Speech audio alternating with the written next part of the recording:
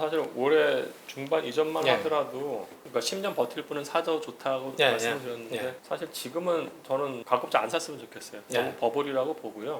안녕하세요. 부동산 R114 윤지의 수석연구원입니다. 부동산 시장에 이제 조금이라도 관심을 가지고 계시면 아실 수 있으신 하박 서울대 김경민 교수님 모셨습니다. 예, 안녕하세요. 안녕하세요. 예. 네. 제가 뭐 특별히 설명을 드리지 않아도 될 정도로 뭐 하버드 박사시고 서울대 교수님이시니까 그럼에도 불구하고 이제 간단한 뭐 예. 자기소개 한번 좀 부탁드리겠습니다. 예. 저는 서울대 환경대학원 도시계획 그리고 도시사회혁신 전공에 있고요. 그리고 저는 사실 원래 연구 분야는 상업용 부동산을 많이 했었습니다. 그래서 미국에 있을 때도 PPR이라는 회사에서 책임 연구원으로 있었고요. 당시 하던 업무는 이제 글로벌 오피스 시장 예측하는 부분들을 해서 그리고 지금 주로 연구하는 부분은 사실은 데이터들이 굉장히 많이 쏟아져서 예. 빅데이터를 활용해서 이제 주택이라든지 도시 공간 뭐 인덱스 개발하고 예측하는 모형들 그런 걸 주로 하고 있습니다. 예. 제가 알기로는 오피스 시장 쪽을 많이 연구를 하신 예. 걸로 아는데 최근에 부동산 트렌드 2022와 관련해서 예. 책을 하나 내신 걸로 알고 있는데 여기 책이 하나 있습니다. 사실 제목은 굉장히 직관적이에요. 예.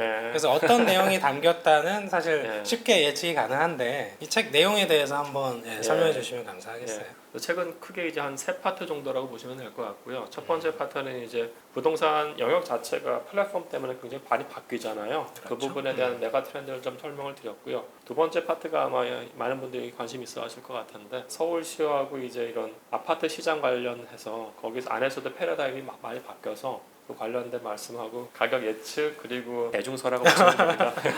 전반적인 그러니까 2022년의 트렌드를 예. 뭐 핵심되는 부분 위주로 다뤄주신 거고 또 교수님 운영하시는 그 사이트가 있어요. 공유 도시랩, 예, 오픈 예. 데이터, 부트캠프. 예, 부트캠프 예. 뉴스라는 거. 그래서 그 저도 구독을 하고 보고 있는데 감사합니다. 오늘도 뭐 하나가 왔더라고요. 그래서 보면 이제 수익률과 관련된 내용도 포함해서 여러 가지 내용들을 주시는데 그게 이제 구독하게 되면 뭔가 운영 방침이랄까 뭐 그런 게 있나요? 저희들이 두 가지인데요. 데이터를 바탕으로 해서 사람들한테 정보 같은 거 전달하는 거. 그다음에 두 번째는 이제 오픈 데이터 운동이라고 해서 굉장히 많은 빅데이터가 있지만 그거를 본인들이 직접 보긴 좀 힘들잖아요. 예. 그래서 대학원에서 할 수 있는 게 연구기관에서 할 수 있는 게 그거를 뭐 인덱스를 만들어서 거기서 어떤 분석을 해서 오픈하는 거. 예. 예, 그 관점에서 부트캠프.뉴스라는 사이트를 만들었고요. 예. 그냥 가서 그냥 보시면 돼요. 이제 부동산 시장 얘기 쪽으로 가서 보면 트렌드가 계속 변하고 있는 부분들도 있긴 한데 최근에 이제 홍남기 부총리께서 가격 상승폭이 이제 어느 정도 둔화되다 보니까 꺾인 감이 없지 않다 이런 표현들을 해주시고 계신데 반대로 보면 또 특정 지역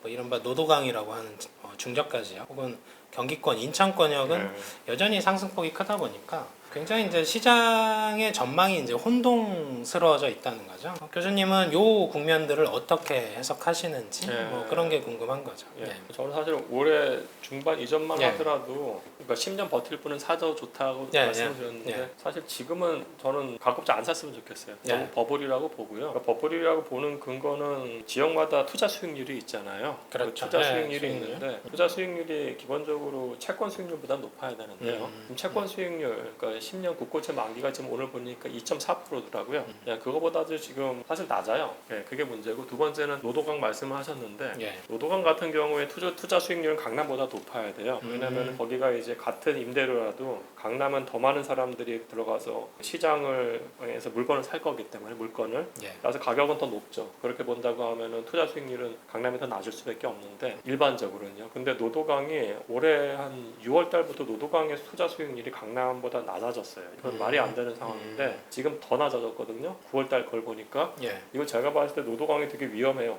사인 자체가. 그러면 사실 이게 서울 쪽 얘기에서는 다 비싸다라는 인식을 갖고 있긴 해요. 근데 이게 또 지역별로 틀리니까. 예. 최근에 사실 올해 많이 뜬 지역은 어떻게 보면 인천이잖아요. 예. 그러다 보니까 인천 같은 경우는 제가 알기로 한 10년, 20년 사이에 그렇게 변동폭이 큰 지역이 아니었거든요. 어떻게 보면 지역별로는 조금 다른 예. 시그널을 줄 수 있을 것 같은데 지역별로는 그게 관점이 조금씩 다르신 건가요? 그러면? 그렇죠. 지역은 완전히 시장 상황이 다르고요. 예를 들어서 우리가 다 서울을 따라가는 것 같지는 않아요. 2010년대 초반만 하더라도 그때는 서울은 좀 떨어졌었잖아요. 예. 서울 떨어질 때 인천도 같이 떨어졌거든요. 그러니까 어떻게 보면 수도권은 같은 동일한 시장권이죠. 근데 2010년대 초반에 보면은 서울을 제외한 나머지 광역 도시들은 많이 올랐어요. 가격 패턴이. 그 각 지역별 시장 자체가 서울하고 다르게 움직인다는 것이고 그 지역 시장의 어떤 요인 같은 것들이 더 큰 영향을 발휘한다고 볼 수도 있을 것 같아요. 다만 이게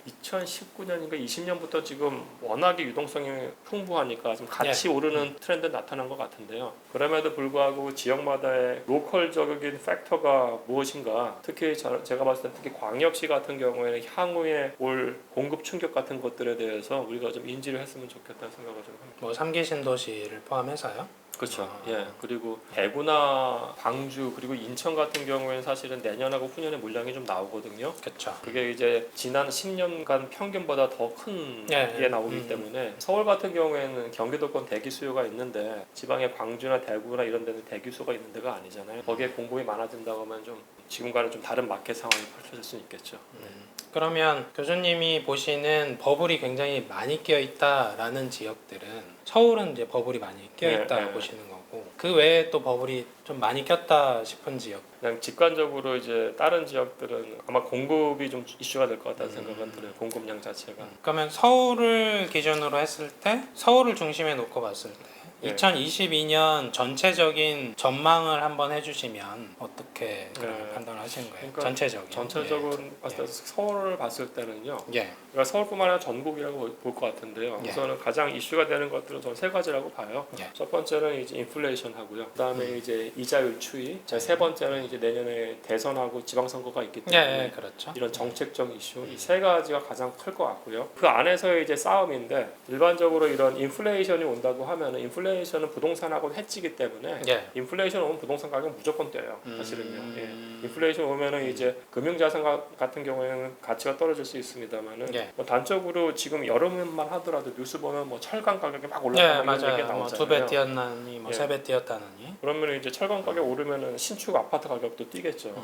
그럼 신축 아파트 가격이 뛴다고 하면 구축도 뛸 수 있는 상황이기 네. 때문에 인플레이션은 부동산에 굉장히 안 좋습니다만은 사실 인플레이션이 너무 경기에 주는 충격이 크기 때문에 예. 이걸 미리 잡으려고 이제 이자율을 올리는 거죠. 그래서 그쵸? 이자율이 이제 올린다고 하면 이자율은 또 부동산하고 또 역의 관계니까요. 사실은 그 관점에서 이자율을 얼만큼 빨리 오르느냐, 또 어느 정도 폭으로 올리느냐가 굉장히 중요할 것 같아요. 그래서 하나는 플러스고 하나는 마이너스고 예. 그 다음에 이제 이 정책적 이슈인데요. 그 그쵸, 정책적이 대선. 이제 뭐 여야의 약간 포지셔닝이 다르잖아요. 많이 다르죠. 네, 한쪽은 이제 부동산 세금을 완전 잡겠다. 예. 또 다른 쪽에서는 지금 보유세, 양도세 다 예나하겠다. 그리고 또 이제 또 지방선거 되면은 또 서울시장이나 아니면 다른 시장분들은 분명히 부동산 공약 나올 거예요. 그렇죠. 지역을 예. 토지 시장을 자극하는. 따라서 이 세 개가 어떻게 힘겨루게 하느냐에 따라서 좀 다를 것 같아요. 그러면 지금 그 교수님이 보시는 그 버블과 관련된 그 판단은 투자 수익률 쪽을 예. 많이 보시는 거잖아요. 보통 이제 버블에 대한 부분을 평가할 때 이제 투자 수익률도 물론 중요합니다만 뭐 비교 대비라든지 혹은 뭐 소득 대비라든지 이런 부분들을 보는 경향도 있는데 그 외에 다른 지표도 예. 같이 보시는 게 있나요? 제가 네. 지금 보는 게 한 두 가지라고 볼 수 있을 것 같고요. 전 투자 수익률은 너무나 중요하다고 보는 게 어차피 부동산도 물건으로서 투자 그렇죠. 대상이니까 예를 들어서 지금 강남구 제가 역삼동을 참 주시 있게 보거든요. 왜냐면은 예. 상대적으로 좀 싸요. 다른 지역에 비해서 역삼동이 대치동보다 한 20% 싸고 압구정동보다 30% 싸요. 예. 근데 아파트들은 대부분이 2000년 이후로 나온 거기 때문에 그나마 상대적으로 신규고요. 학군 거의 다 비슷하게 공유를 하고 있고요. 그럼 거기서 이제 20평대 아파트 보면은 제가 어저께인가 그저께 보니까 월세가 한 250이더라고요. 예. 그러면은 연세로 했을 때 3천만 원이잖아요. 그렇죠. 그죠? 근데 가격이 거기가 20억에서 25억 왔다 갔다 해요. 그럼 보수적으로 20억이라고 잡아도 그러면 연세가 3천이면 수익률이 지금 1.5%밖에 안 돼요. 그렇죠. 국채 수익률이 2.4%인데 지금 그러니까 국채 수익이라고 부동산 수익이라고 거의 비슷하면 좀 괜찮을 것 같아요. 근데 이거는 좀 굉장히 안 좋은 시그널이고요. 예. 그다음에 저 연구실에서 이제 매매 수요 지수라는 걸 좀 만들어 봤어요.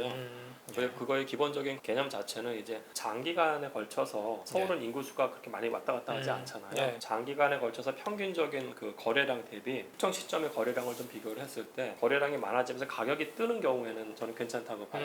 그리고 예. 또 거래량이 적어지면서 가격이 주는 부분도 괜찮다고 보는데 그렇게 본다면 우리가 1, 2, 3, 4 분면을 봤을 때요. 예. 1, 4분면하고 3, 4분면은 괜찮은 거죠. 거래량이 많아지면서 예. 많고 그러니까 따라가고 그 가격도 올라가고요. 그다음에 예. 거래량도 떨어지고 가격이 내려가는 건 괜찮은데 예. 이렇게 1, 4분면에 있다가 예. 이렇게 4, 4분면을 가는 패턴이 좀 잡혀요. 장기간의 거래량 대비 현 시점의 거래량이 확실히 줄고 있고 예. 그에 비해서 이제 가격 같은 것들이 높았다가 약간 낮아지는 부분이 잡히기 때문에 이게 전반적인 트렌드 자체는 제가 위험하게 생각하는 3, 4분면을 가지 않나 그렇게 좀 보고 있어요. 네. 그러니까 어떻게 보면 고점 부근에서 움직이는 국면이 나타나고 있다. 뭐 그런 그렇게 볼 수 있을 거죠? 것 같습니다. 예.